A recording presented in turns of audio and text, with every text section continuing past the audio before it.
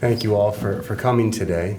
I'm going to talk about generally pain and focus in on a condition called trigeminal neuralgia, which is a subset of pain that affects the face.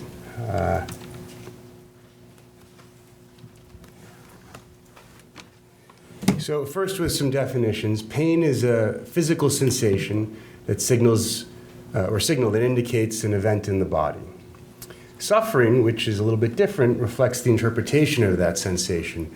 And I think it's worth bringing up because these are patients who are suffering, who are in pain, and nobody really knows why. No one sees it in them. As one of my colleagues used to ask his kids when they would complain about pain, is the bone showing? And it's appropriate for this crowd, but obviously these are patients where it's not showing and people don't recognize that they are in pain. And I have a couple of quotes here that might be for a different forum, but if there's a meaning in life at all, and there must be a meaning in suffering. And to live is to suffer, and to survive is to find some meaning in the suffering. And I bring these up because we know that people who are experiencing chronic pain are affected by it in many ways.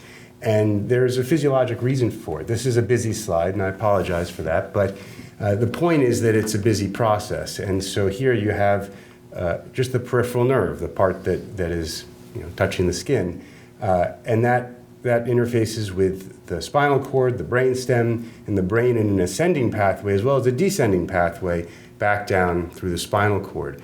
And the effects have been studied and found to be quite real, that these remodeling changes with people who have pain chronically will have changes in the hypothalamus, in the amygdala, which affect fear, affect the autonomic nervous system, affect heart rate, and can be involved with depression, and have also informed some of the treatments we can offer.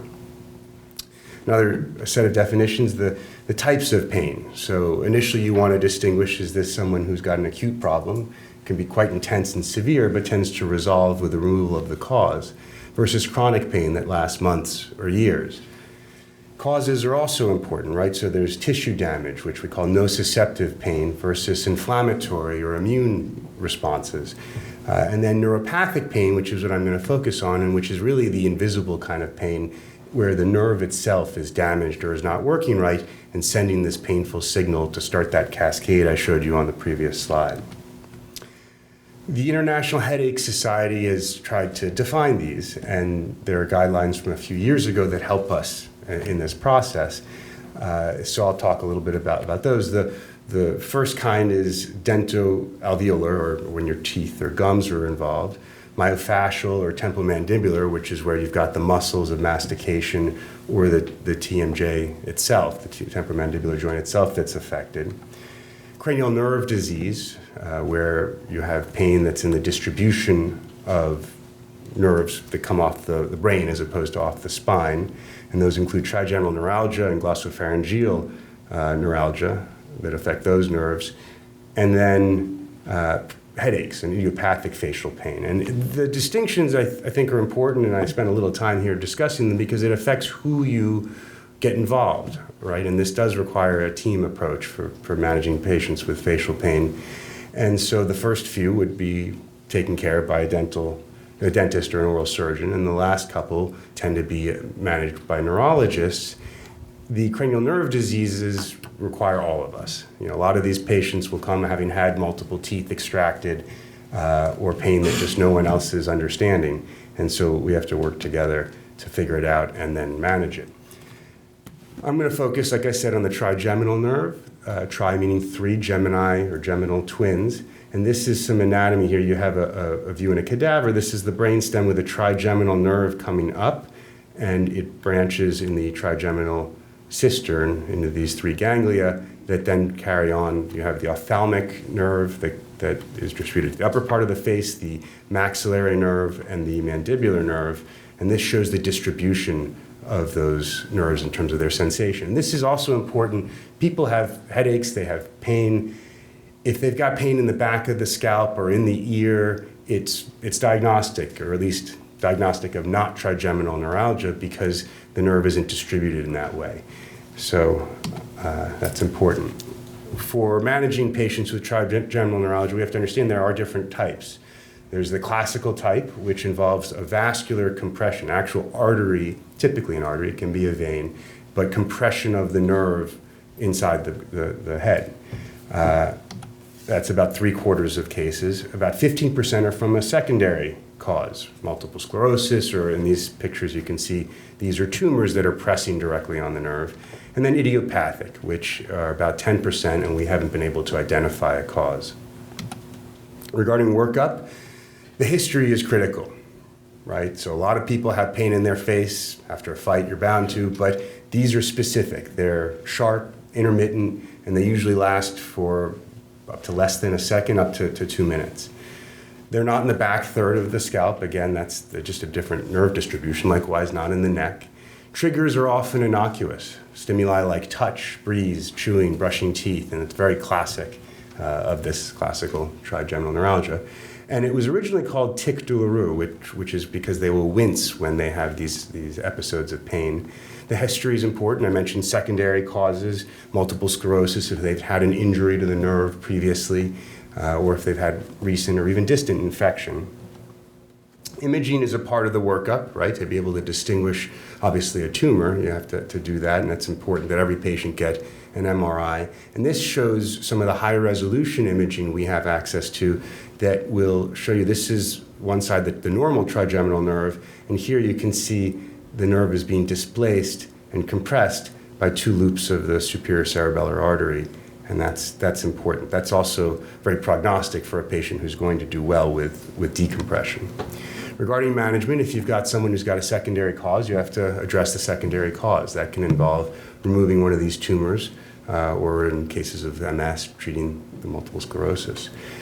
For idiopathic pain, there is a whole range of typically, you start with medications with all of these. Interestingly, opioids don't really have any role in facial pain. The anticonvulsants, and it's believed to be because the nerves themselves are managed or are triggered by sodium-gated channels, and so using anticonvulsants that aren't really used for seizure treatment anymore is very effective. Antidepressants, baclofen, medical marijuana, Botox, and sometimes peripheral nerve stimulation or spinal infusion pumps. For classical trigeminal neuralgia, medications often are helpful. In fact, 90% of the time they are, and they're sufficient. And so we'll start with carbamazepine, which does come with its host of side effects, and I list some of them here. Important for those of you who might be managing patients on carbamazepine, you should test at least in the Asian population where the prevalence is much higher for this HLA-B 1502, as it increases the risk of Stevens-Johnson or toxic epidermal necrolysis. About 20% of patients can't tolerate carbamazepine, so oxcarbazepine is a good alternative. Also has issues that sometimes cross-react. You should be getting labs and EKGs on all these patients before and after a month of treatment. And then other options are gabapentin, pregabalin antidepressants. None of these is FDA approved for the treatment of trigeminal neuralgia, but that's another topic. In terms of patients who don't succeed with medical management, other options include ablative procedures or decompressive procedures. The ablative procedures involved actually injuring the nerve just enough. If you injure it too much, you can create something called anesthesia dolorosa, which is a horrific alternative to the trigeminal neuralgia pain. But we've done a lot of studies to get this right, and one method is called a rhizotomy, where we insert a needle through the skin of the cheek up into the cistern where the trigeminal nerve sits, and can then, either with compression from a balloon, chemical rhizolysis with something like glycerol, or heat with radiofrequency ablation, you can selectively injure the nerve to reduce the pain. And this is kind of what the anatomy looks like. This is a skull model. You can see the foramen ovale, which is where the third branch, the mandibular nerve, comes out. And you can see it on an X-ray here.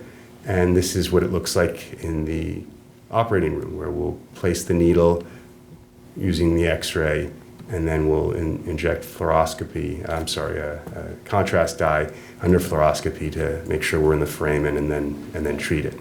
Another option to ablate the nerve is radiosurgery, which is a high energy beam. The nice thing about this is it's it's totally non-invasive. There are no incisions at all, not even a puncture. And it's quite effective. The issue here is that it takes usually about 4 to 6 weeks for it to lead to pain relief. So for someone who is in extremis, it's not an option.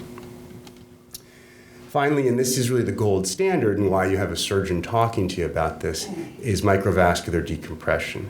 And with that, we'll make a small window behind the ear, or an incision behind the ear, and there's a small window in the bone that allows us to come between the cerebellum and the bone of the skull and come onto the trigeminal nerve. And the schematic here shows where you've got a vessel loop compressing the nerve, and you can place a sponge between the nerve and the vessel to decompress it.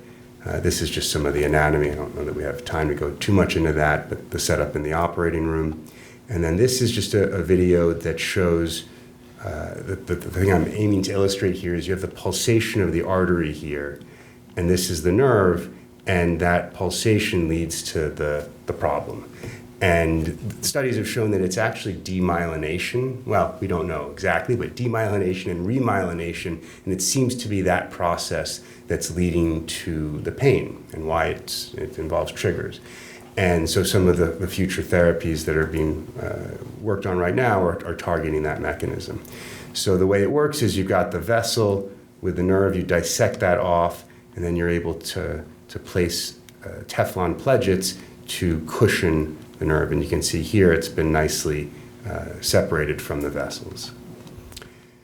So to sum up with this talk about pain and suffering, many options to manage facial pain. Diagnosis is critical. Patients are often in a desperate situation, but if they've got a dental problem, they need a dentist. If they've got a headache, they need someone who specializes in that. If it's sinus disease, an ENT may be the appropriate person to help them with that. And then finally, if it is trigeminal neuralgia, there's a lot of options within our organization where we can help them. And then the technique needs to be tailored to the particular patient and what kind of surgery they can tolerate or other interventions. Thank you.